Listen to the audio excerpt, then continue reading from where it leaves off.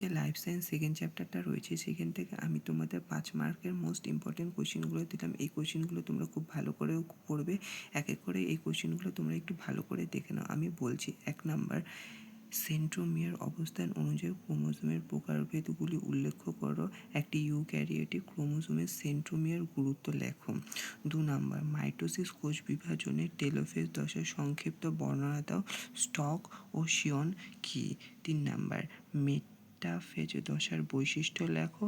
Autosome ও sex ক্রোমোজোমের দুটি পার্থক্য লেখো।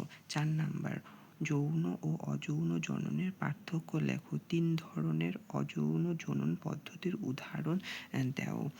5 নাম্বার, প্রোফেজ ও টেলোফেজের ক্ষেত্রে বিপরীতধর্মী পরিবর্তন ঘটে, উক্তিটি বিশ্লেষণ করো। 6 নাম্বার, উদ্ভিদের নিষেক চিত্র অঙ্কন করো। 7 নাম্বার, একটি উদ্ভিদ কোষ ও প্রাণী কোষের মাইটোসিস কোষ বিভাজনে মেটাফেজ দশার পরিচ্ছন্ন চিত্র অঙ্কন করো।